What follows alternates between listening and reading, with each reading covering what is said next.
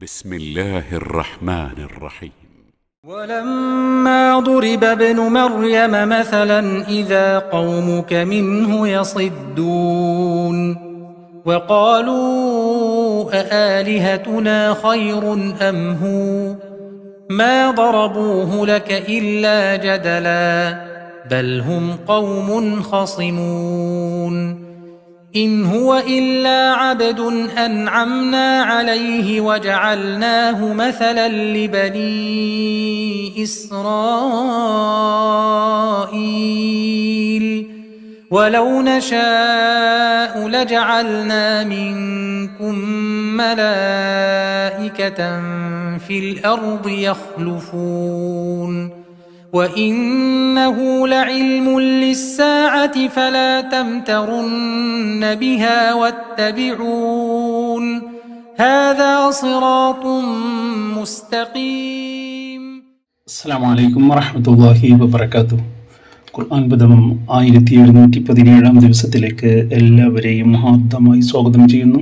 വിശുദ്ധ ഖുർആനിലെ 43-ാമത്തെ അധ്യായമായ സൂറത്ത് സുഹ്റഫിലെ 57 മുതൽ 62 വരെയുള്ള ആയത്തുകളാണ് ഇന്ന് പഠന വിധേയമാക്കുന്നത്. ക്ലാസ് ആരംഭിക്കുന്നതിനായി ആദരണീയനായ ഡോക്ടർ എ.ഐ. വിലായത്തുള്ള സാഹിബിനെ ക്ഷണിക്കുന്നു. അസ്സലാമു അലൈക്കും വറഹ്മത്തുള്ളാഹി വബറകാതുഹു. أعوذ بالله من الشيطان الرجيم بسم الله الرحمن الرحيم ولما ضرب ابن مريم مثلا إذا قومك منه يصدون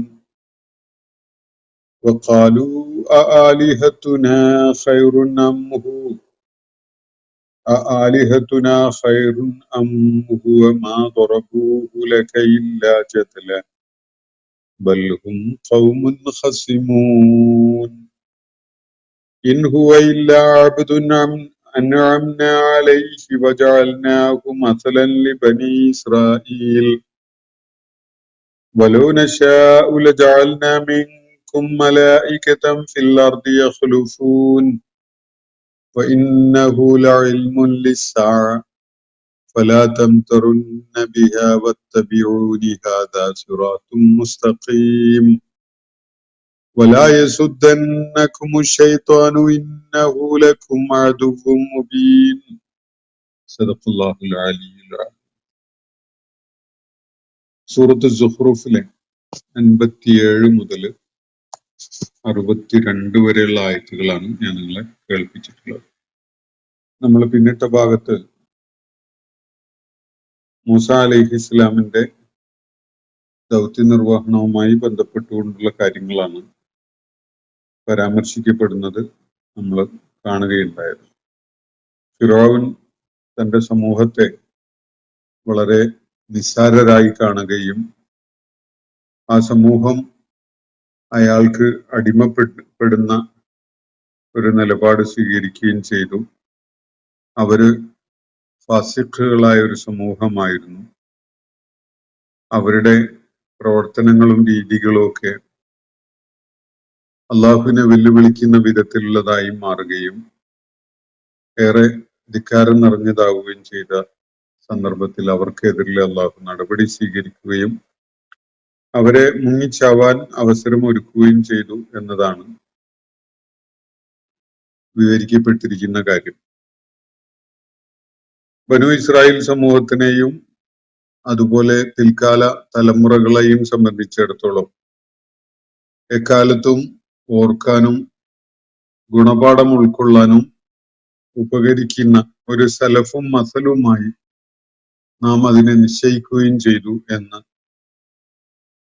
പറയുകയാണ്. ആ ഭാഗം അവസാനിപ്പിച്ചുകൊണ്ട് അല്ലാഹു സുബ്ഹാനഹു വ തആല ഈ വിവരണത്തിന്റെ ഒരു പശ്ചാത്തലം നമ്മൾ നേരത്തെ മനസ്സിലാക്കിയതാണ്. അള്ളാഹുവിന്റെ പ്രവാചകൻ മക്കയിലെ ആളുകളെ അഭിസംബോധന ചെയ്യുന്നതിന്റെ ഭാഗമായുള്ള അവരുമായുള്ള ആശയവിനിമയം നടന്നുകൊണ്ടിരിക്കുമ്പോൾ പൂർവിക പ്രവാചകന്മാർ ആരെങ്കിലും അള്ളാഹു അല്ലാത്ത മറ്റാരെയെങ്കിലും ആരാധ്യന്മാരായി സ്വീകരിക്കുകയുണ്ടായോ, അവരെ ഇബാദത്ത് ചെയ്യാൻ വേണ്ടി ആവശ്യപ്പെടുകയുണ്ടായോ എന്ന് ചോദിച്ചു നോക്കാൻ മുഹമ്മദ് നബി സല്ലല്ലാഹു അലൈഹി വസല്ലമയോട് അള്ളാഹു പറയുന്ന ഒരു ഭാഗം 45-ാമത്തെ ആയത്തിൽ നമ്മൾ കാണുകയുണ്ടായി. ആ പശ്ചാത്തലത്തിലാണ് ഈ വിവരണങ്ങൾ വരുന്നത്. അതിനെ തുടർന്ന് ഇന്ന് ഞാൻ നിങ്ങളെ കേൾപ്പിച്ച ഭാഗത്ത് ഈസാ അലൈഹിസ്ലാമുമായി ബന്ധപ്പെട്ടുകൊണ്ടുള്ള, അതുപോലെ ഈസാ അലൈഹി ഇസ്ലാമിന്റെ മാതാവ് മറിയം റളിയല്ലാഹു അൻഹയുമായി ബന്ധപ്പെട്ടുകൊണ്ടുള്ള കാര്യങ്ങളാണ് അള്ളാഹു പരാമർശിക്കുന്നത്. ഈ ചരിത്ര വിവരണത്തിന്റെയും പശ്ചാത്തലം നേരത്തെ ഞാൻ പരാമർശിച്ച നബി സല്ലല്ലാഹു അലൈഹി വസല്ലമയോട് പൂർവിക പ്രവാചകന്മാരോട് ചോദിച്ചു നോക്കുക എന്ന് പറഞ്ഞ നിർദ്ദേശം ഉണ്ടല്ലോ, ആ നിർദ്ദേശമാണ്.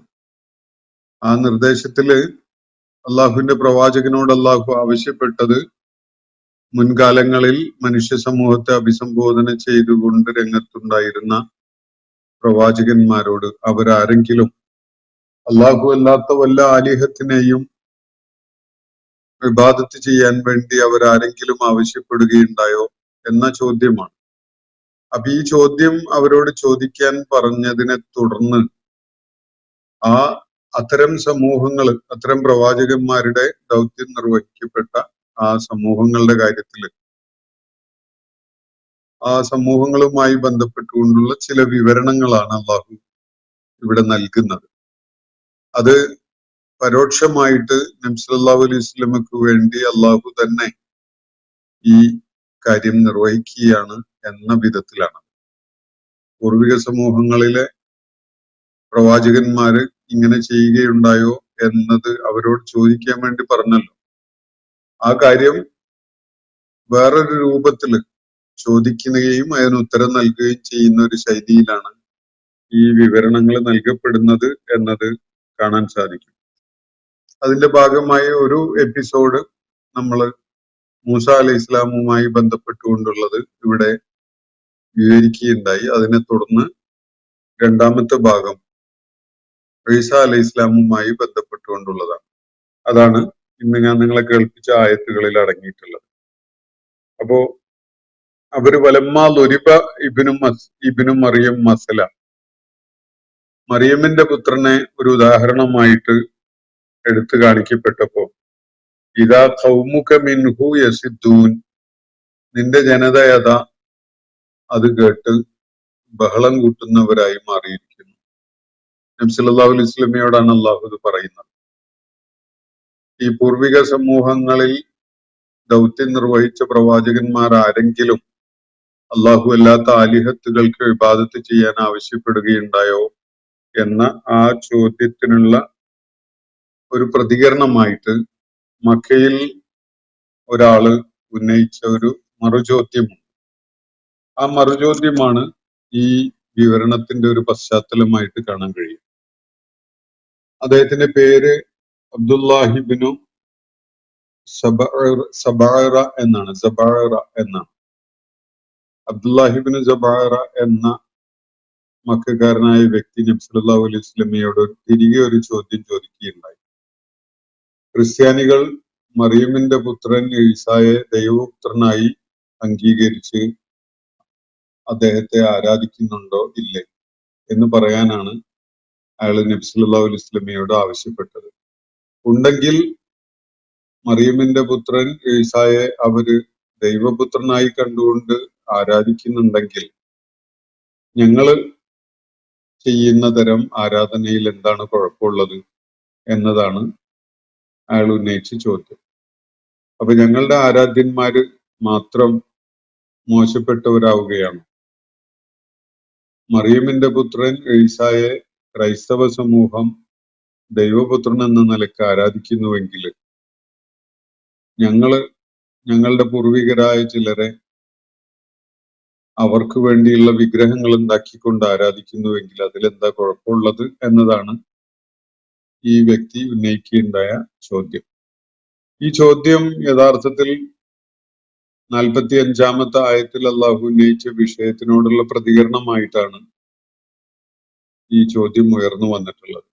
അതിന് ഉടനെ തന്നെ മറുപടി നൽകുന്നതിന് പകരം 45-ാമത്തെ ആയത്തിലും അതിനെ തുടർന്നുള്ള ആയത്തുകളിലുമായിട്ട് അവിടെ പ്രതിപാദിക്കപ്പെട്ടിരുന്ന വിഷയം പൂർത്തീകരിച്ചതിന് ശേഷം ഈ പ്രതികരണത്തിനുള്ള മറുപടിയായിട്ടാണ് ഇവിടെ ഈ വിവരണം നൽകപ്പെടുന്നത് എന്നാണ് വളരെ ആധികാരികമായ സ്രോതസ്സുകളെ അടിസ്ഥാനപ്പെടുത്തിക്കൊണ്ട് ഈ ആയത്തുകൾക്ക് നൽകപ്പെടുന്ന വിശദീകരണം. അപ്പോ ഈ ചോദ്യം ഉന്നയിക്കപ്പെട്ടപ്പോ ആളുകള് അതൊരു വലിയ തമാശയായി ആഘോഷിക്കുകയായിരുന്നു. നബി സല്ലല്ലാഹു അലൈഹി വസല്ലമയെ അപഹസിക്കാൻ നല്ലൊരു അവസരമായി കണ്ടുകൊണ്ട് അവര് ആർത്തു വിളിക്കുകയും പൊട്ടിച്ചിരിക്കുകയും അത് ആഘോഷിക്കുകയും ചെയ്യുകയായിരുന്നു ഇങ്ങനെ ഒരു ചോദ്യം വന്നപ്പോൾ. അതാണ് ഇന്ന് ഞാൻ നിങ്ങളെ കേൾപ്പിച്ച ആയത്തുകളുടെ തുടക്കത്തിൽ അള്ളാഹു പരാമർശിക്കുന്നതായിട്ട് നമുക്ക് കാണാൻ സാധിക്കുക. ഫലമ്മ ദുരിബ ഇബ്നു മറിയമ മസലൻ, മറിയമിന്റെ പുത്രൻ ഒരു ഉദാഹരണമായിട്ട് എടുത്തു കാണിക്കപ്പെട്ടപ്പോ, മറിയമിന്റെ പുത്രൻ എന്ന് പറഞ്ഞാൽ ഈസ അലൈഹി ഇസ്ലാമാണ്. ഈസ അലൈഹി ഇസ്ലാമിനെ ഒരു ഉദാഹരണമായി എടുത്തു പറഞ്ഞുകൊണ്ട് ജനങ്ങൾ അത് ഉന്നയിച്ചപ്പോ, ഇതാ ഖൗമുക മിൻഹു യസിദ്ദൂൻ, നിന്റെ ജനത ഇതാ ആ സന്ദർഭത്തില് ആർപ്പുവിളികളും അതുപോലെ ഒച്ചയിടലുമൊക്കെയായിട്ട് രംഗത്ത് വന്നിരിക്കുകയാണ്. ഇതാ ഖൗമുക മിൻഹു യസിദ്ദൂൻ. യസിദ്ദൂൻ എന്ന് പറഞ്ഞാല് ബഹളമുണ്ടാക്കുക, ആർത്തു ചിരിക്കുക എന്നൊക്കെയാണ് അത് നൽകുന്ന സൂചന. അപ്പോ ബഹളം വെച്ചുകൊണ്ട് നിന്റെ സമൂഹം ആർത്ത് ചിരിക്കുകയാണ് എന്നാണ് ഇവിടെ പറയുന്നത്. അപ്പൊ ഞാൻ സൂചിപ്പിച്ചുവല്ലോ, 45-ാമത്തെ ആയത്തിൽ ഉന്നയിക്കപ്പെട്ട ചോദ്യത്തിനുള്ള പ്രതികരണമായിട്ട് മക്കയിൽ ഒരാള് നബി സല്ലല്ലാഹു അലൈഹി വസല്ലമയോട് ചോദിക്കുക, ക്രിസ്ത്യാനികളുടെ സമൂഹം മറിയമിന്റെ പുത്രൻ ഈസായെ ദൈവപുത്രൻ എന്ന നിലക്ക് ആരാധിക്കുന്നുണ്ടോ ഇല്ലേ? ഉണ്ടെങ്കിൽ നമ്മളുടെ ഈ ആലിഹത്തുകളെ ഞങ്ങൾ ആരാധിക്കുന്നതിന് എന്താണ് കുഴപ്പം? അത് എങ്ങനെയാണ് മോശമാവുന്നത്? ക്രൈസ്തവർക്ക് അത് പറ്റുമെങ്കിൽ എന്തുകൊണ്ട് നമ്മൾക്ക് ഇത് പറ്റുകയില്ല എന്നതാണ് അയാൾ ഉന്നയിച്ച ചോദ്യത്തിന്റെ ഒരു കാതൽ, ഒരു മർമ്മം. അങ്ങനെ ഒരു ചോദ്യം ഉന്നയിക്കപ്പെടുകയും മറിയമിന്റെ പുത്രൻ ഒരു ഉദാഹരണമായിട്ട് എടുത്തു കാണിക്കുകയും ചെയ്യപ്പെട്ടപ്പോ, ഇതാ ഖൗമുക മിൻഹു യസിദ്ദൂൻ, നിന്റെ ജനത അതാ ആർപ്പുവിളിയിലും പൊട്ടിച്ചിരിയിലുമായിട്ട് അതിനോട് പ്രതികരിക്കുകയാണ്. എന്നിട്ട് അവര് തുടർന്ന് പറഞ്ഞത് വഖാലു ആലിഹത്തുന ഖൈറുൻ അംഹു. അവരുടെ ചോദ്യം ആ സന്ദർഭത്തിൽ ഇങ്ങനെയായിരുന്നു, നമ്മുടെ ദേവന്മാർ അല്ലെങ്കിൽ നമ്മുടെ ആലിഹത്തുകൾ, നമ്മുടെ ദൈവങ്ങൾ ആണോ അതല്ല ഇവനാണോ ഉത്തമൻ എന്നതാണ് ചോദ്യം. അപ്പോ മറിയമിന്റെ പുത്രൻ ഈസ അലൈഹി ഇസ്ലാമിനെ ആരാധ്യനായി ദൈവപുത്രൻ എന്ന നിലക്ക് ക്രൈസ്തവര് കാണുന്നത്, അവരുടെ ഇലാഹായിട്ട് മറിയമിന്റെ പുത്രൻ ഈസ അലൈഹി ഇസ്ലാമിനെ അവർ കാണുന്നു എന്നത് ചൂണ്ടിക്കാണിച്ചുകൊണ്ടാണ് അവർ ചോദിക്കുന്നത്, ഞങ്ങളുടെ ആലിഹത്തുകളാണോ അതല്ല ഇവരുടെ ഇലാഹായി അവർ കാണുന്ന ഈസ അലൈഹി ഇസ്ലാമിനെ പരാമർശിച്ചുകൊണ്ട് ഇദ്ദേഹമാണോ ഉത്തമനായത് എന്നതാണ് ചോദ്യം. അപ്പൊ അതിൽ മർമ്മം വളരെ വ്യക്തമാണ്. ക്രൈസ്തവർക്ക് ഈസ അലൈഹി ഇസ്ലാമിനെ ഇലാഹ് എന്ന നിലക്ക്, ദൈവപുത്രൻ എന്ന നിലക്ക് ആരാധിക്കാമെങ്കിൽ അത് കുഴപ്പമില്ല, ഞങ്ങളുടെ ഇലാഹുകൾ കുഴപ്പമുള്ളതും എന്നാണോ പറയുന്നത്? അപ്പോ ഇതാണ് ചോദ്യം.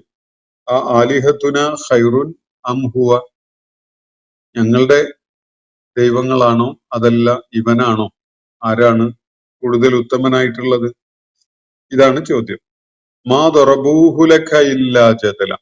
കാര്യം മനസ്സിലാകാത്തോണ്ടൊന്നുമല്ല അവര് ഈ ഉപമ, ഈ ഉദാഹരണം പറഞ്ഞിരിക്കുന്നത് താങ്കളോട് തർക്കം ഉന്നയിക്കാൻ വേണ്ടി മാത്രമാണ്. മറിയമിന്റെ പുത്രനും ദൈവമല്ല, ഇവരാരാധിച്ചു കൊണ്ടിരിക്കുന്ന ആലിഹത്തുകളും ദൈവങ്ങളല്ല എന്നതാണ് വസ്തുത എന്നത് അവർക്ക് നന്നായി അറിയാം. അതാണ് അവരോട് ഇവിടെ പറയപ്പെടുന്നതും. എന്നാൽ ആ കാര്യം പറയുമ്പോഴും അവര് തർക്കത്തിൽ ഏർപ്പെടാൻ പറ്റിയ ഒരു ന്യായം കണ്ടെത്തി പറയുക മാത്രമാണ് ചെയ്യുന്നത്. മാ ദറബൂഹു ലക ഇല്ലാ ജദല, ഒരു തർക്കം ഉന്നയിക്കാൻ വേണ്ടിയല്ലാതെ ഈ വിഷയം താങ്കളുടെ മുന്നിൽ അവർ ഉന്നയിച്ചിട്ടില്ല എന്നാണ് അള്ളാഹു കൂടെ പറയുന്നത്. കാര്യം മനസ്സിലാവാത്തതുകൊണ്ടോ വസ്തുത എന്താണ് എന്ന് ഉൾക്കൊള്ളാൻ സാധിക്കാത്തത് കൊണ്ടോ അല്ല, മറിച്ച് നിന്നോട് തർക്കിക്കാൻ ഒരു ജിദാലിന് സാഹചര്യം ഒരുക്കാൻ വേണ്ടി മാത്രമാണ് അവര് ഈ കാര്യം എടുത്തുന്നയിച്ചിരിക്കുന്നത്. ബൽഹും ഖൗമുൻ ഖസിമൂൻ, ഇവര് ഏറെ തർക്കം ഇഷ്ടപ്പെടുന്ന, തർക്കത്തിൽ ഏർപ്പെടുന്ന കുതർക്കികളായ കൂട്ടരാണ് എന്നാണ് തുടർന്ന് അള്ളാഹു പറയുന്നത്. അള്ളാഹുവിന്റെ ഏകത്വത്തെ മുൻനിർത്തിക്കൊണ്ട് മുഹമ്മദ് നബി സല്ലല്ലാഹു അലൈഹി വസല്ലം പറഞ്ഞുകൊണ്ടിരിക്കുന്ന കാര്യങ്ങൾ, വിശുദ്ധ ഖുർആന്റെ ആയാത്തുകളിലൂടെ അവരെ കേൾപ്പിക്കപ്പെട്ടുകൊണ്ടിരിക്കുന്ന കാര്യങ്ങൾ എന്തെങ്കിലും നിലക്ക് അവ്യക്തതയുള്ളത് കൊണ്ടോ ആശയക്കുഴപ്പം സൃഷ്ടിക്കുന്നതായതുകൊണ്ടോ അല്ല, മറിച്ച് കുതർക്കികളായ ഒരു സമൂഹം അതിനെതിരിൽ ചില ന്യായങ്ങളൊക്കെ കണ്ടെത്തിയിട്ട് അത് തർക്കമുന്നയിക്കാൻ വേണ്ടി കേൾപ്പിക്കുക മാത്രമാണ്, അല്ലെങ്കിൽ ഉയർത്തി കാണിക്കുക മാത്രമാണ് ചെയ്യുന്നത്. ബൽഹും ഖൗമുൻ ഖസിമൂൻ. ഖസിമൂൻ എന്ന് പറഞ്ഞാൽ ഖസിം എന്നതിന്റെ ബഹുവചനാണ്, ഖസീം എന്നതിന്റെ വേറൊരു രൂപം എന്ന് പറഞ്ഞാൽ തർക്കത്തിൽ ഏർപ്പെടുന്ന ആളുകൾ.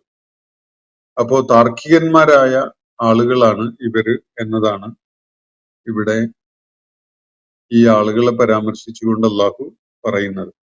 ഇൻ ഹുവ ഇല്ല അബ്ദുൻ, ഈസ അലൈഹി ഇസ്ലാമിന്റെ കാര്യം ഇതാണ്, അദ്ദേഹം ഒരു ദാസൻ മാത്രമാണ്.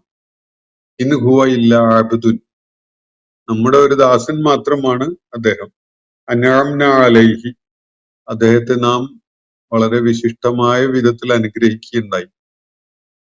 പല അനുഗ്രഹങ്ങളും അദ്ദേഹത്തിന്റെ മേൽ നാം ചൊരിഞ്ഞു. അദ്ദേഹത്തിന് അത്യസാധാരണമായ രീതിയിലുള്ള ഒരു ജനനം ഉണ്ടായി.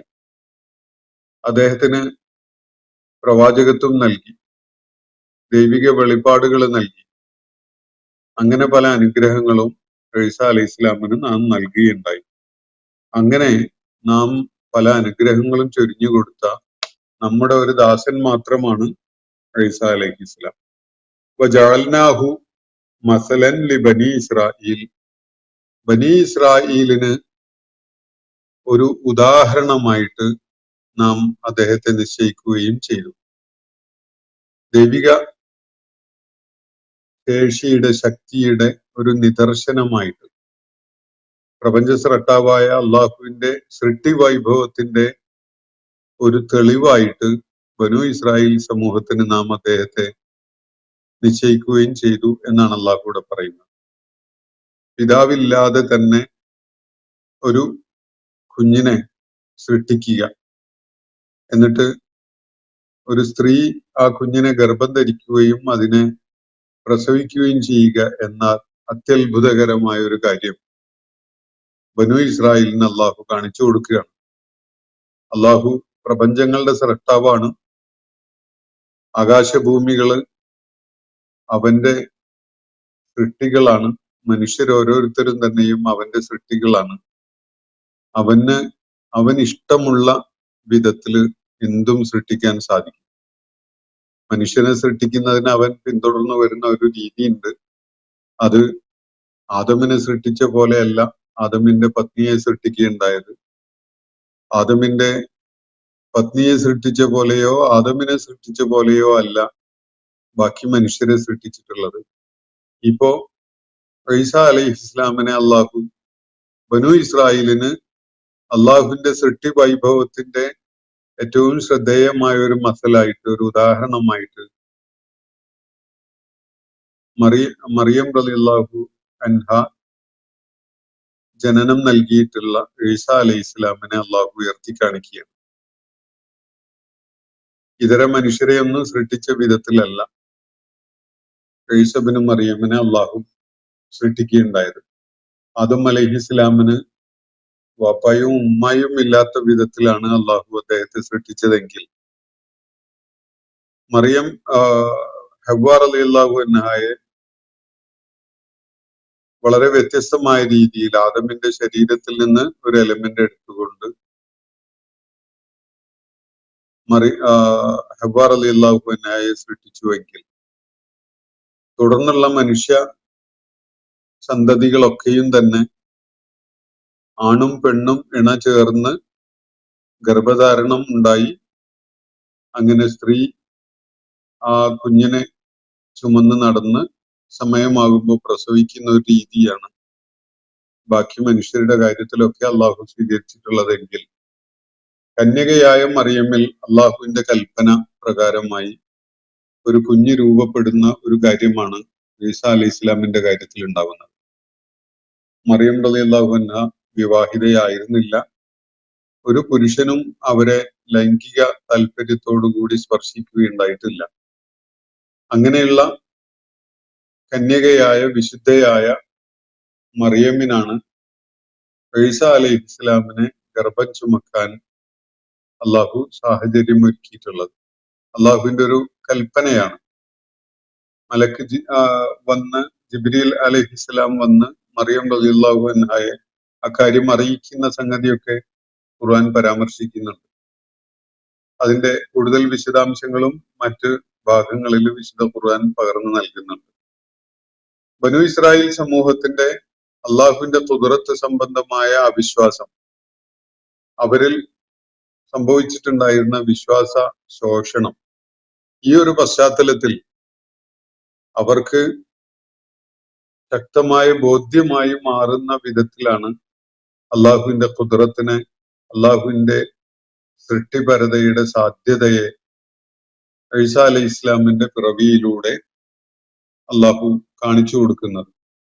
ബനു ഇസ്രായേലിന് ഒരു മസലായിക്കൊണ്ടാണ് നാം അദ്ദേഹത്തെ അവർക്കായി നിശ്ചയിച്ചു കൊടുക്കുകയുണ്ടായത് എന്നാണ് ഇവിടെ സൂചിപ്പിക്കപ്പെട്ടിരിക്കുന്നത്. വജഅൽനാഹു മസലൻ ലി ബനി ഇസ്രായേൽ, ഇസ്രായേൽ സമൂഹത്തിന് അള്ളാഹുവിന്റെ സൃഷ്ടാവ് എന്ന നിലക്കുള്ള ഖുദ്റത്ത് മനസ്സിലാക്കാൻ ഉപകരിക്കുന്ന ഒരു മസലായിട്ട് ഈസാ അലൈഹി ഇസ്ലാമിനെ നാം നിശ്ചയിച്ചു കൊടുക്കുകയുണ്ടായി എന്നാണ് ഇവിടെ പറയുന്നത്. അപ്പൊ അങ്ങനെ അള്ളാഹു അനുഗ്രഹിച്ച രണ്ട് കാര്യങ്ങൾ, ഒന്ന് ഈസാ അലൈഹി ഇസ്ലാം അള്ളാഹുവിന്റെ ഒരു അബ്ദാണ്, അള്ളാഹുവിന്റെ പ്രത്യേകമായ പല അനുഗ്രഹങ്ങളും ലഭിച്ചിട്ടുണ്ടായിരുന്ന ഒരു പ്രവാചകന് കൂടിയാണ്. അപ്പോ അദ്ദേഹത്തിന് അള്ളാഹു ചൊരിഞ്ഞു കൊടുത്ത അനുഗ്രഹങ്ങൾ പലതും ഉണ്ട്, അത് നമുക്ക് വിശദമായിട്ട് മനസ്സിലാക്കാം. അതേ സമയത്ത് തന്നെ ഈസാ അലൈഹി ഇസ്ലാമിന്റെ അങ്ങനെ ഒരു സാന്നിധ്യത്തിലൂടെ ബനു ഇസ്രായേൽ സമൂഹത്തിന് അള്ളാഹുവിന്റെ സൃഷ്ടിപരതയുടെ സാധ്യത ബോധ്യപ്പെടുത്തി കൊടുക്കുകയായിരുന്നു അള്ളാഹു. അള്ളാഹുവിന് വേണമെങ്കിൽ ഇങ്ങനെയും സൃഷ്ടിക്കാം. ആദമിനെ സൃഷ്ടിച്ച പോലെ ആവാം, ഹവ്വായെ സൃഷ്ടിച്ച പോലെ ആവാം, ആദമിന്റെയും ഹവ്വായുടെയും മക്കളായ പിന്മുറക്കാരെ സൃഷ്ടിച്ച പോലെ ആവാം. ഇനി അതുമല്ലെങ്കിൽ ഇപ്പോ ഈസാ അലൈഹി ഇസ്ലാമിന്റെ കാര്യത്തിൽ ഇവിടെ പരാമർശിക്കപ്പെട്ട വിധത്തിൽ വളരെ വ്യത്യസ്തമായ ഒരു രീതിയിലും ആകാം. ഇതൊക്കെയും അള്ളാഹുവിന്റെ ഖാലിഖ് എന്ന നിലക്കുള്ള അവന്റെ വളരെ എളുപ്പമുള്ള സാധ്യതകളിൽ പെട്ടതാണ് എന്നതാണ് ബോധ്യപ്പെടുത്തുന്ന കാര്യം. എന്നിട്ട് അള്ളാഹു പറയുന്നത് വലൗ നശാഉ, നാം ഇച്ഛിച്ചിരുന്നുവെങ്കിൽ, നാം ഉദ്ദേശിച്ചിരുന്നുവെങ്കിൽ ലജഅൽനാ മിൻകും മലായികതൻ ഫിൽ അർദി യഖ്ലുഫൂൻ, ഇവർക്ക് പിന്മുറക്കാരായിക്കൊണ്ട് നാം ഭൂമിയിൽ ഇവരിൽ നിന്നായിട്ട് മലക്കുകളെ തന്നെ സൃഷ്ടിക്കുമായിരുന്നു എന്നാണ് അള്ളാഹു ഇവിടെ പറയുന്നത്. അള്ളാഹുവിന് അവൻ ഇച്ഛിക്കുന്ന ഏത് വിധത്തിലും എന്തും സൃഷ്ടിക്കാൻ സാധിക്കും. അത് ആരെങ്കിലും പറയുന്ന വിധത്തിലോ ആരെങ്കിലും വരച്ച വരയിൽ നിൽക്കുന്ന വിധത്തിലോ ഒന്നുമല്ല. ആദമിനെ സൃഷ്ടിച്ചത് അള്ളാഹുവിന്റെ ഇച്ഛ പോലെയാണ്. പിന്നീട് ആദമിൽ നിന്ന് ഹവ്വായെ രൂപപ്പെടുത്തിയത് അള്ളാഹുവിന്റെ ഇച്ഛ പ്രകാരമാണ്. ആദമിൽ നിന്നും ഹവ്വായിൽ നിന്നുമായി മുഴുവൻ മനുഷ്യരെയും സൃഷ്ടിക്കുകയുണ്ടായത് അള്ളാഹുവിന്റെ ഇച്ഛ പ്രകാരമാണ്. ഇപ്പോ ഈസാ അലൈഹി ഇസ്ലാമിന്റെ സൃഷ്ടിപ്പും വളരെ വ്യത്യസ്തമായ രീതിയിലാണ്. ഒരു ആൺബീജം ശരീരത്തിൽ പ്രവേശിക്കുന്ന ഒരു അവസ്ഥ ഉണ്ടാവാതെ തന്നെ മറിയമിൽ നിന്ന് മാത്രമായിട്ട് അള്ളാഹു ഒരു കൽപ്പന പ്രകാരം ഒരു കുഞ്ഞിനെ മറിയമിന്റെ ഉദരത്തിൽ രൂപപ്പെടുത്തുകയാണ്. അതാണ് ഈസാ അലൈഹി ഇസ്ലാമിന്റെ ജനനത്തിന്റെ ഒരു പ്രക്രിയ. അപ്പൊ അള്ളാഹുവിനെ സംബന്ധിച്ചിടത്തോളം ഇത് ഒന്നും തന്നെ പ്രയാസമുള്ള സംഗതിയല്ല. ആദമിനെ സൃഷ്ടിച്ചതും ഹവ്വായെ സൃഷ്ടിച്ചതും ബാക്കി മുഴുവൻ മനുഷ്യരെയും സൃഷ്ടിച്ചതും ഇപ്പോൾ ഈസാ അലൈഹി ഇസ്ലാമിനെ സൃഷ്ടിച്ചത്, ഇതൊക്കെ തന്നെ അള്ളാഹുവിനെ സംബന്ധിച്ചിടത്തോളം എളുപ്പം ചെയ്യാൻ കഴിയുന്ന സാധ്യതയുള്ള കാര്യമാണ്. അവന്റെ സൃഷ്ടിപരതയുടെ വിവിധങ്ങളായ രീതികളാണ് ഇതൊക്കെയും തന്നെ. അപ്പോ ഈസാ അലൈഹി ഇസ്ലാമിനെ ക്രൈസ്തവ സമൂഹം ആരാധിക്കുന്നു ദൈവപുത്രൻ എന്ന നിലക്ക് എന്നത് ഒരു കാരണവശാലും അത് സത്യമായതുകൊണ്ടല്ല. ബനു ഇസ്രായേൽ സമൂഹം വഴിപിഴച്ചു പോയതാണ് അതിന് കാരണം. അവരുടെ മാർഗഭ്രംശത്തിന്റെ ഏറ്റവും പ്രകടമായ ലക്ഷണമാണ് അവര് മറിയമിന്റെ പുത്രൻ ഈസായെ തങ്ങളുടെ ആരാധ്യനായ ദൈവമാണ് എന്ന നിലക്ക് ആരാധിക്കുന്നു എന്നത്. യഥാർത്ഥത്തിൽ അദ്ദേഹം നമ്മുടെ ഒരു ദാസൻ മാത്രമാണ്. നാം അദ്ദേഹത്തിന് പല അനുഗ്രഹങ്ങളും നൽകി എന്നത് ശരിയാണ്.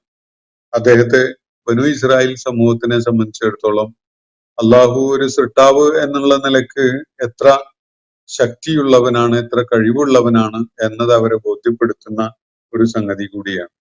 ഇനി മാത്രവുമല്ല, ഇതിലെന്താണ് നിങ്ങൾ അത്ഭുതം കണ്ടു നിൽക്കുന്നത്? നാം ഉദ്ദേശിച്ചിരുന്നെങ്കിൽ നിങ്ങളിൽ നിന്ന് തന്നെ നിങ്ങളുടെ പിന്മുറക്കാരായിട്ട് മലക്കുകളെ സൃഷ്ടിക്കുമായിരുന്നു എന്നാണ് അള്ളാഹു കൂടെ പറയുന്നത്. വലൗ നശാഉ, അള്ളാഹു അങ്ങനെ ഉദ്ദേശിച്ചിട്ടില്ല, അതുകൊണ്ട് അങ്ങനെ ചെയ്തിട്ടുമില്ല. പക്ഷെ അള്ളാഹു ഉദ്ദേശിച്ചിരുന്നുവെങ്കിൽ, നാം ഉദ്ദേശിച്ചിരുന്നുവെങ്കിൽ നിങ്ങളിൽ നിന്ന് തന്നെ നിങ്ങളുടെ പിന്മുറക്കാരായിട്ട് നാം മലക്കുകളെ ഉണ്ടാക്കുമായിരുന്നു. അപ്പൊ നിങ്ങൾ ഈസാ അലൈഹി ഇസ്ലാമിന്റെ പിറവി അത്യസാധാരണമായ വിധത്തിലായി എന്നതുകൊണ്ട് അദ്ദേഹം ദൈവമാണ് എന്ന് നിങ്ങൾ സങ്കല്പിക്കുകയാണെങ്കിൽ നിങ്ങൾക്ക് അങ്ങനെ പല സങ്കല്പങ്ങളും ഉണ്ടാക്കി അതിൽ കഴിയാനേ നേരം ഉണ്ടാവുള്ളൂ. നിങ്ങളുടെ പിന്മുറക്കാരായിട്ട് വേണമെങ്കിൽ നാം മലക്കുകളെ സൃഷ്ടിക്കുമായിരുന്നു എന്നാണ് അള്ളാഹു ഇവിടെ പറയുന്നത്. വലൗ നശാഉ, നാം ഉദ്ദേശിച്ചിരുന്നുവെങ്കിൽ ലജഅൽനാ മിൻകും മലായികതൻ, നിങ്ങളിൽ നിന്നുമായി നാം മലക്കുകളെ ഉണ്ടാക്കുമായിരുന്നു. ഫിൽ അർളി, ഭൂമുഖത്തേക്കായിട്ട്. യഖ്ലുഫൂൻ, അവര് നിങ്ങളുടെ പുറകെയായി, നിങ്ങളുടെ പിൻഗാമികളായി വിരാജിക്കുന്ന വിധത്തിൽ. അപ്പൊ നിങ്ങളുടെ പിന്മുറക്കാരായി, പിൻഗാമികളായി നിങ്ങളിൽ നിന്ന് തന്നെ വേണമെങ്കിൽ അവന് മലക്കുകളെ സൃഷ്ടിക്കാൻ കഴിയുമായിരുന്നു എന്നാണ് അള്ളാഹു ഇവിടെ പറയുന്നത്. അള്ളാഹുവിന്റെ സൃഷ്ടിപരമായ സാധ്യതയുടെ പല രൂപങ്ങളും നമ്മൾ കാണുകയുണ്ടായി. ആദം അലൈഹി ഇസ്ലാം, ഹവ്വ റളിയല്ലാഹു അൻഹ, തുടർന്നുള്ള മുഴുവൻ മനുഷ്യരും, ഇപ്പോ ചർച്ച ചെയ്യപ്പെടുന്ന ഈസാ അലൈഹി ഇസ്ലാം, ഇതൊക്കെ അള്ളാഹുവിന്റെ വ്യത്യസ്തങ്ങളായ സൃഷ്ടിപ്പിന്റെ രൂപങ്ങളാണ്. ഇതിൽ നിങ്ങൾ അവിശ്വസിച്ചിട്ട് അത്തരം വ്യക്തികളെ, ഈസാ അലൈഹി ഇസ്ലാമിനെ ഉദാഹരണത്തിന് ദൈവപുത്രനാണ് എന്ന നിലയ്ക്ക് നിങ്ങൾ ആരാധിക്കുകയാണെങ്കിൽ നിങ്ങൾക്ക് അതിനെ നേരെ ഉണ്ടാവുള്ളൂ. നിങ്ങളെ കാര്യത്തിൽ അള്ളാഹു ഉദ്ദേശിച്ചിരുന്നെങ്കിൽ നിങ്ങളുടെ പിന്മുറക്കാരായിട്ട് മലക്കുകളെ തന്നെ അള്ളാഹ് സൃഷ്ടിക്കുമായിരുന്നു. അപ്പൊ നിങ്ങൾ എന്ത് ചെയ്യും? നിങ്ങളുടെ പിന്മുറക്കാരായി വന്ന മലക്കുകളെ ആരാധിക്കുക. അതാണോ നിങ്ങൾ ചെയ്യുക? അപ്പൊ അള്ളാഹുവിന്റെ സൃഷ്ടിപ്പിന്, അവന്റെ സ്രഷ്ടാവ് എന്നുള്ള നിലക്കുള്ള അവന്റെ സാധ്യത നിങ്ങൾ പരിമിതപ്പെടുത്തി മനസ്സിലാക്കുന്ന പോലെ അല്ല. അവന് ഇച്ഛിക്കുന്ന വിധത്തിൽ സൃഷ്ടികർമ്മം നടത്താൻ സാധിക്കും. ഏത് വിധത്തിൽ വേണമെങ്കിലും അവനത് നിർവഹിക്കുകയും ചെയ്യും, അവനത് സാധിക്കും. വഇന്നഹു ലഇൽമുൻ ലിസ്സാഅ, മാത്രവുമല്ല അത് അന്ത്യസമയത്തിന്റെ അല്ലെങ്കിൽ ഉയർത്തെഴുന്നേൽപ്പ് നാളിന്റെ ഒരു അറിയിപ്പ് കൂടിയാണ് എന്നാണ് ഇവിടെ പറയുന്നത്. അദ്ദേഹം അല്ലെങ്കിൽ അത്, വ്യത്യസ്തമായ വായനകളും അർത്ഥകൽപ്പനകളും ഈ ആയത്തിന് നൽകപ്പെട്ടിട്ടുണ്ട്. പൊതുവെ മുഫസ്സിറുകൾ യോജിപ്പോടുകൂടി മനസ്സിലാക്കുന്നത് ഇത് ഈസാ അലൈഹി ഇസ്ലാമിനെ പരാമർശിച്ചുകൊണ്ടാണ് പറയുന്നത് എന്നാണ്. ഇന്നഹു, അദ്ദേഹം തീർച്ചയായിട്ടും ലഇൽമുൻ ലിസ്സാഅ, അന്ത്യസമയത്തിന്റെ അറിവിൽപ്പെട്ടതാണ്, അല്ലെങ്കിൽ അന്ത്യസമയവുമായി അന്ത്യസമയത്തിനുള്ള അറിയിപ്പ് നൽകുന്നതുമായി ബന്ധപ്പെട്ടുകൊണ്ടുള്ളതാണ് അദ്ദേഹം. ഈസാ അലൈഹി ഇസ്ലാമിന്റെ ആഗമനം അന്ത്യസമയം സമാഗതമാവാനായിരിക്കുന്നു എന്ന സൂചന നൽകുന്ന വിധത്തിലാണ് എന്നാണ് ഇത് മനസ്സിലാക്കപ്പെടുന്നത്. ഈ ഇന്നഹൂല അലമുൻ ലിസാ എന്നൊരു വായനയും ഇതിന് കാണാം. അങ്ങനെ വായിക്കുകയാണെങ്കിൽ അടയാളമാണ്, സാഴത്തിന്റെ അടയാളമാണ് അദ്ദേഹം. ഈസാ അലൈഹി ഇസ്ലാമിന്റെ ആഗമനം ഉയർത്തെഴുന്നേൽപ്പ് നാളിന്റെ സമയമായിരിക്കുന്നു എന്ന് അറിയിക്കുന്ന ഒരു കാര്യം കൂടിയാണ് എന്ന ഒരു വായനയും ഈ ആയത്തിന് നൽകപ്പെടാറുണ്ട്. വേറെ ചിലര് ഇന്നഹു എന്നത് വിശുദ്ധ ഖുർആനെ പരാമർശിക്കുന്ന ഒരു കാര്യമായിട്ട് കാണുന്നുണ്ട്. വൈന്നഹൂല ഇൽമുൻ ലിസാ, നിശ്ചയമായിട്ടും ഈ ഖുർആൻ അന്ത്യസമയത്തെ കുറിച്ച് അറിവ് പകർന്നു തരുന്ന ഒരു സംഗതിയാണ് എന്ന നിലക്കാണ് അവരതിനെ മനസ്സിലാക്കുന്നത്. വ്യത്യസ്തമായ രീതിയിൽ ഈ സൂചനകളെ ആളുകളും മുഫസ്സിറുകളും മനസ്സിലാക്കുന്നുണ്ടെങ്കിലും പൊതുവെ ഭൂരിപക്ഷം മുഫസ്സിറുകളും ഇത് ഈസാ അലൈഹി ഇസ്ലാമിനെ പരാമർശിക്കുന്ന ഒരു വാചകമാണ്. ഈസാ അലൈഹി ഇസ്ലാമിന്റെ ആഗമനം അന്ത്യസമയം അടുത്തിരിക്കുന്നു, ഉയർത്തെഴുന്നേൽപ്പിന്റെ സമയം ആഗതമാകാൻ വളരെ കുറഞ്ഞ സമയമേ ബാക്കിയുള്ളൂ എന്നത് സൂചിപ്പിക്കുന്ന ഒരു കാര്യമാണ് എന്നാണ് മനസ്സിലാക്കുന്നത്. ഈസാ അലൈഹി ഇസ്ലാം 2000-ലേറെ വർഷങ്ങൾക്ക് മുമ്പ് ഭൂമുഖത്ത് പിറവിയെടുക്കുകയും കുറച്ചു കാലം ഭൂമുഖത്ത് പ്രവർത്തിക്കുകയൊക്കെ ചെയ്ത സംഗതി നമുക്കൊക്കെ അറിയുന്നതാണ്. അദ്ദേഹത്തിന്റെ ആദ്യ വരവിനെ സൂചിപ്പിക്കുന്നതായിട്ടും മനസ്സിലാക്കുന്നുണ്ട്. ഈസാ അലൈഹി ഇസ്ലാമിനെ അദ്ദേഹത്തെ അള്ളാഹു ആകാശത്തിലേക്ക്, തന്റെ ഇടത്തിലേക്ക് ഉയർത്തിയതിനു ശേഷം അള്ളാഹു നിശ്ചയിച്ച സമയത്ത് അദ്ദേഹം ഭൂമിയിലേക്ക് തിരികെ വരും എന്നതാണ് ഖുർആൻ നൽകുന്ന സൂചന, അല്ലെങ്കിൽ അങ്ങനെയാണ് മനസ്സിലാക്കപ്പെടുന്നത്. തീർച്ചയായിട്ടും എല്ലാ മനുഷ്യരും മരണം ആസ്വദിക്കേണ്ടതുണ്ട് എന്ന് ഖുർആൻ പറയുന്നത് കൊണ്ട് ഈസാ അലൈഹി ഇസ്ലാമും മരിക്കേണ്ടതുണ്ട്. ഈസാ അലൈഹി ഇസ്ലാമിനെ കുരിശിലേറ്റാൻ വേണ്ടി ബനു ഇസ്രായേൽ സമൂഹം ശ്രമിച്ച ഘട്ടത്തില് അദ്ദേഹത്തെ അള്ളാഹു രക്ഷപ്പെടുത്തി തന്നിലേക്ക് ഉയർത്തുകയുണ്ടായി എന്നാണ് ഖുർആൻ പറയുന്നത്. തീർച്ചയായിട്ടും അദ്ദേഹവും മനുഷ്യരുടെ കൂട്ടത്തിൽപ്പെട്ട ആളായതുകൊണ്ട് മരണം അദ്ദേഹത്തിനും അനിവാര്യമാണ്. അതിനുവേണ്ടി അദ്ദേഹം ഭൂമുഖത്തേക്ക് തിരികെ എത്തും എന്നതാണ് ലോജിക്കലായിട്ട് ഖുർആന്റെ ആയാത്തുകളെ വിലയിരുത്തുമ്പോൾ നമുക്ക് ബോധ്യപ്പെടും. ഹദീസുകളിൽ വിശദാംശങ്ങൾ ധാരാളമുണ്ട്. ഈസാ അലൈഹി ഇസ്ലാം രണ്ടാമത് ഭൂമിയിലേക്ക് തിരിച്ചു വരുന്ന കാര്യം, അതിന്റെ ആ കാലഘട്ടത്തെ പരാമർശിക്കുന്ന പല സംഗതികളും. അപ്പൊ ഇവിടെ പറയുന്നത് അന്ത്യസമയത്തിന്റെ ഒരു ലക്ഷണമാണ്, ഒരു അടയാളമാണ്, സമയത്തെ കുറിച്ചുള്ള അറിവ് നൽകുന്നതാണ് തുടങ്ങിയ കാര്യങ്ങളാണ് ഈ ആയത്ത് നൽകുന്ന സൂചനയായിട്ട് മനസ്സിലാക്കപ്പെടുന്നത്. തീർച്ചയായിട്ടും ഈസാ അലൈഹി ഇസ്ലാം ക്രൈസ്തവ സമൂഹം ചെയ്യുന്നത് പോലെ ആരാധിക്കപ്പെടേണ്ട ദൈവപുത്രനായിരുന്നില്ല. അള്ളാഹുവിന്റെ വ്യത്യസ്തമായൊരു സൃഷ്ടിപ്രക്രിയയിലൂടെ പിറവിയെടുത്ത ഒരു മനുഷ്യ സന്താനം തന്നെയാണ് ഈസാ അലൈഹി ഇസ്ലാം. അദ്ദേഹത്തെ അള്ളാഹു പ്രത്യേകമായി അനുഗ്രഹിച്ചു, പ്രവാചകനാക്കി, വേദഗ്രന്ഥം നൽകി, അതുപോലെ പല മുഅ്ജിസാത്തുകളും അദ്ദേഹത്തിന് നൽകുകയുണ്ടായി. ഇതൊക്കെ ശരിയാണ്.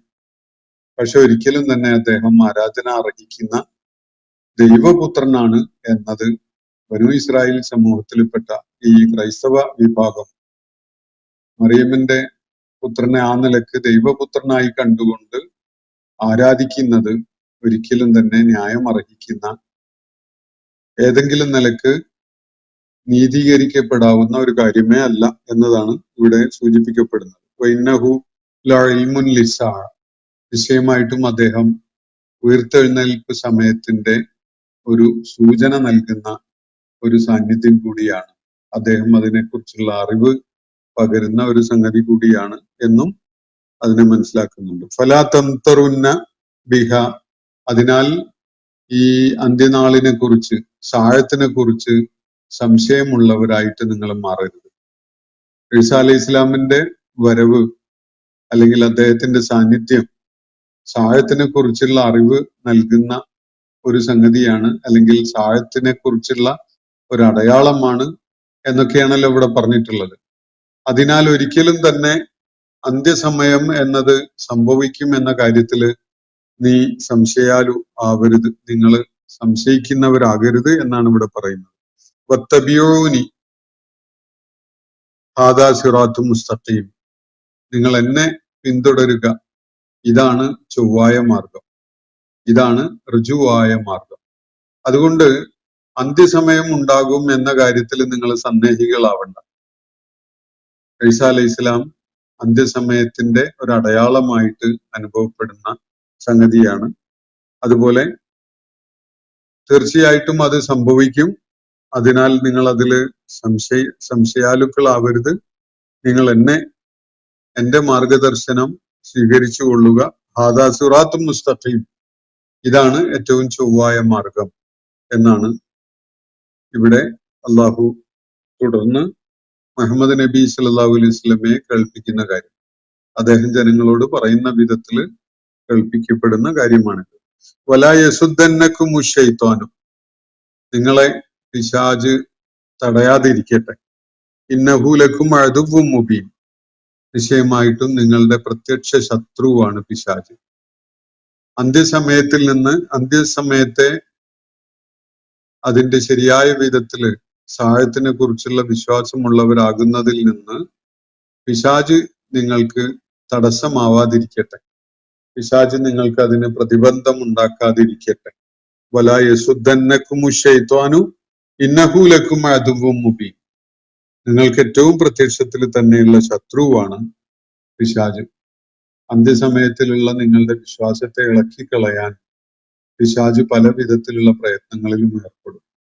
നിങ്ങളെ വിശ്വാസപരമായി വ്യതിചലിപ്പിക്കാനുള്ള ശ്രമം പിശാച് നടത്തും. അതുകൊണ്ട് പിശാച് നിങ്ങൾക്ക് തടസ്സമാവാതിരിക്കട്ടെ. ഈ അന്ത്യസമയത്തിൽ സാഴത്ത് സംഭവിക്കുമെന്ന കാര്യത്തിലുള്ള വിശ്വാസം നിങ്ങളിൽ ദുർബലമാക്കുന്ന വിധത്തില് പിശാച് നിങ്ങളെ ആ വിശ്വാസം ദൃഢപ്പെടുത്തുന്നതിൽ നിന്ന് നിങ്ങളെ തടയാതിരിക്കട്ടെ. ഇന്നഹു ലക്കും അദുവ്വും മുബീൻ, നിശ്ചയമായിട്ടും പിശാച് നിങ്ങൾക്കെതിരിൽ പല ശ്രമങ്ങളും നടത്തിക്കൊണ്ടിരിക്കും. അവൻ പ്രത്യക്ഷത്തിൽ തന്നെ ആദം അലൈഹിസ്ലാമിനെ സൃഷ്ടിച്ച കാലം മുതൽ തന്നെ മനുഷ്യവർഗത്തോട് ശത്രുതയുള്ളവനാണ് പിശാച്. അന്ന് മുതൽ മനുഷ്യനെ ലലാലത്തിലേക്ക് തള്ളിവിടാൻ വേണ്ടി ആവർത്തിച്ച് നിരന്തരമായി ശ്രമിച്ചുകൊണ്ടിരിക്കുകയാണ് പിശാച്. അതുകൊണ്ട് പിശാച് ഉണ്ടാക്കുന്ന പ്രതിബന്ധങ്ങൾ കാരണമായി നിങ്ങൾ അന്ത്യനാളിൽ വിശ്വാസമില്ലാത്തവരായി മാറാതിരിക്കട്ടെ എന്നാണ് അള്ളാഹു ഇവിടെ സൂചിപ്പിക്കുന്നത്. അപ്പോ പൂർവിക പ്രവാചകന്മാരോട് ചോദിച്ചു നോക്കുക എന്ന് പറഞ്ഞതിനെ തുടർന്ന് അവരാരെങ്കിലും അള്ളാഹു അല്ലാത്ത ആലിഹത്തിനെ ആരാധിക്കുകയുണ്ടായോ, ആരാധിക്കാൻ വേണ്ടി ആവശ്യപ്പെടുകയുണ്ടായോ എന്ന ചോദ്യത്തിനോട് പ്രതികരിച്ചുകൊണ്ട് മക്കയിൽ ഒരാൾ നബി സല്ലല്ലാഹു അലൈഹി വസല്ലമയോട് ഒരു ചോദ്യം ഉന്നയിച്ചതാണ്. അങ്ങനെയാണെങ്കിൽ ക്രൈസ്തവ സമൂഹം ഈസാ അലൈഹി ഇസ്ലാമിനെ ദൈവപുത്രൻ എന്ന നിലക്ക് ആരാധിക്കുന്നില്ലേ?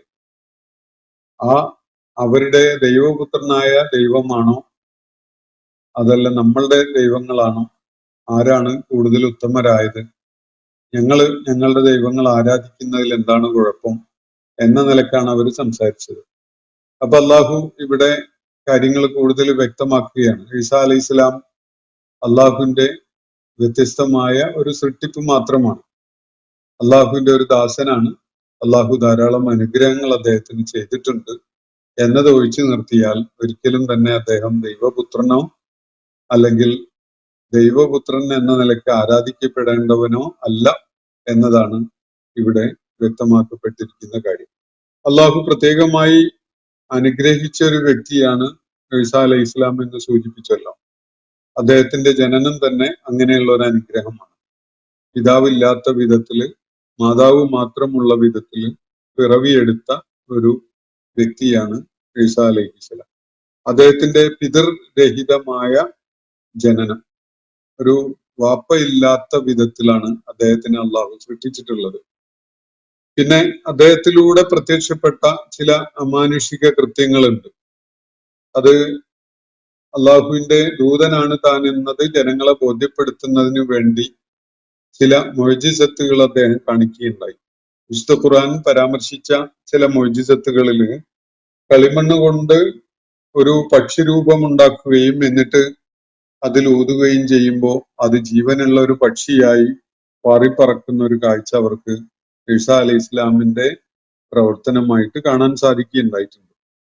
അതുപോലെ ജന്മനാ അന്ധനായിരുന്ന ഒരാളെ ഈസാ അലൈഹി ഇസ്ലാം അദ്ദേഹത്തിന്റെ ദേഹത്ത് തടവുകയോ മറ്റോ ചെയ്യുക കാരണമായി അയാളുടെ അന്ധത വിട്ടുമാറുകയും കാഴ്ചയുള്ളവനായി മാറുകയും ചെയ്ത ഒരു അത്ഭുത കൃത്യം ഈസാ അലൈഹി ഇസ്ലാം അദ്ദേഹത്തിന്റെ മുഅ്ജിസത്തായിട്ട് കാണിക്കുകയുണ്ടായതായി ഖുർആൻ പരാമർശിക്കുന്നുണ്ട്. മറ്റൊന്ന്, മാറാരോഗമായ പാണ്ട് ബാധിച്ച ഒരാള്, അയാളുടെ രോഗം ഈസാ അലൈഹി ഇസ്ലാം ഭേദപ്പെടുത്തി കൊടുത്ത ഒരു കാര്യം.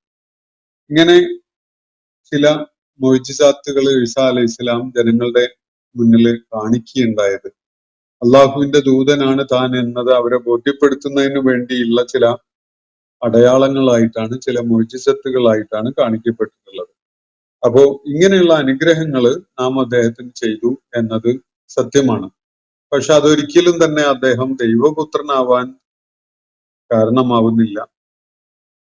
അതുപോലെ ആരാധിക്കപ്പെടേണ്ട ഒരു വ്യക്തിയാകാനും അതിനാൽ സാഹചര്യമില്ല എന്നതാണ് ഇവിടെ വ്യക്തമാക്കപ്പെടുന്നത്. അപ്പോ അന്ത്യനാളിനെ അറിയാനുള്ള ഒരു ലക്ഷണമാണ് ഈസാ അലൈഹി ഇസ്ലാം എന്നൊരു സൂചന. അത് ഈ ഈസാ അലൈഹി ഇസ്ലാം അല്ല, ഖുർആനാണ് എന്ന നിലയ്ക്ക് വായിക്കുന്നവരുണ്ട്. പക്ഷെ ഈസാ അലൈഹി ഇസ്ലാമിനെയാണ് അത് പരാമർശിക്കുന്നത്. കാരണം ഖുർആനെ കുറിച്ച് അവിടെ പ്രത്യേകമായിട്ട് പറയേണ്ട യാതൊരു സാഹചര്യവുമില്ല. ആ സന്ദർഭം ഖുർആനെ കുറിച്ച് പ്രത്യേകം പറയേണ്ട ഒരു പ്രസക്തി ഉള്ളതല്ല.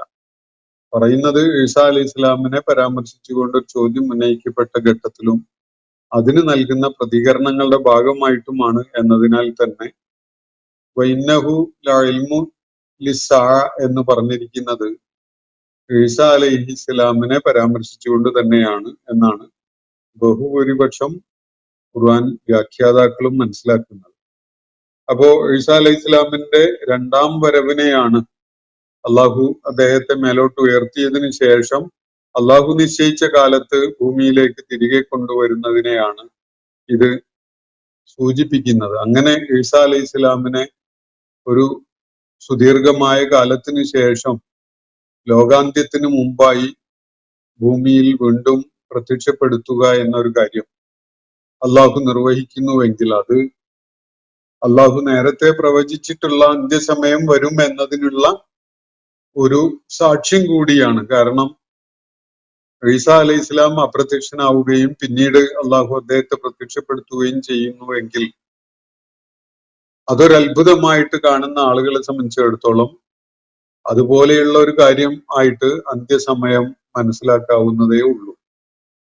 കാരണം അന്ത്യസമയം സംഭവിക്കുമെന്നത്, ഉയർത്തെഴുന്നേൽപ്പിന്റെ നാൾ വന്നു ചേരുമെന്നത് അള്ളാഹു വളരെ വ്യക്തമായിട്ടും പറഞ്ഞിട്ടുള്ള കാര്യമാണ്.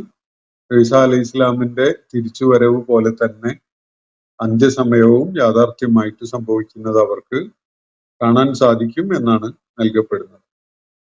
അപ്പോ ഇതൊക്കെ, ഈ അത്ഭുതങ്ങളൊക്കെ ഈസാ അലൈഹി ഇസ്ലാമിന്റെ പിറവി തന്നെ അത്ഭുതകരമായ ഒരു സംഗതിയാണല്ലോ. ഇങ്ങനെയുള്ള അത്ഭുത പ്രതിഭാസങ്ങളൊക്കെ തന്നെ നിർവഹിച്ച അള്ളാഹുവിനെ സംബന്ധിച്ചിടത്തോളം അവൻ പ്രവചിച്ച വിധത്തില് മരണാനന്തരം എല്ലാ മനുഷ്യരും ഉയർത്തെഴുന്നേൽപ്പിക്കപ്പെടുക എന്ന ആ സാഹചര്യത്തിന്റെ അനുഭവം യാഥാർത്ഥ്യമാക്കുക എന്നത് ഒട്ടും പ്രയാസകരമായ അസംഭവ്യമായ കാര്യമേ അല്ല എന്നാണ് ഇവിടെ സൂചിപ്പിക്കപ്പെടുന്നത്. അതുകൊണ്ട് അന്ത്യനാളിൽ വിശ്വാസമുള്ളവരായി നിലകൊള്ളുന്ന നിങ്ങളെ നിങ്ങളുടെ പ്രത്യക്ഷ ശത്രുവായ പിശാച് ആ വിശ്വാസത്തിൽ നിന്ന് ഇളക്കമുള്ളവരായി, അതിന് തടസ്സം നേരിട്ടവരായി മാറ്റാതിരിക്കട്ടെ എന്നാണ് ഇവിടെ തുടർന്ന് പറഞ്ഞിട്ടുള്ള കാര്യം. അപ്പൊ ഇന്നത്തെ സെഷൻ ഞാനിവിടെ അവസാനിപ്പിക്കുകയാണ്. സൂറത്ത് സുഖ്റുഫിലെ ഏതാനും ആയത്തുകളാണ് നമ്മൾ പഠന വിധേയമാക്കിയിട്ടുള്ളത്. 57 മുതൽ 62 വരെയുള്ള ആയത്തുകളാണ് നമ്മൾ ഇന്ന് പഠന വിധേയമാക്കിയിട്ടുള്ളത്. അള്ളാഹു നമ്മെ എല്ലാവരെയും അനുഗ്രഹിക്കുമാറാവട്ടെ. വാഹുദാവാന അനിൽ ഹംദുലില്ലാഹി റബ്ബിൽ ആലമീൻ. അസ്സലാമു അലൈക്കും വറഹ്മത്തുള്ളാഹി വബറകാതുഹു. ഇന്നത്തെ ഖുർആൻ പദം ഇവിടെ സമാപിക്കുന്നു. ഖുർആൻ പഠനത്തിൽ പങ്കെടുത്ത എല്ലാവർക്കും അല്ലാഹു അർഹമായ പ്രതിഫലം നൽകി അനുഗ്രഹിക്കട്ടെ. വആഖിർ ദഅവാനാ അൽഹംദുലില്ലാഹി റബ്ബിൽ ആലമീൻ. അസ്സലാമു അലൈക്കും വറഹ്മത്തുള്ളാഹി വബറകാതുഹു.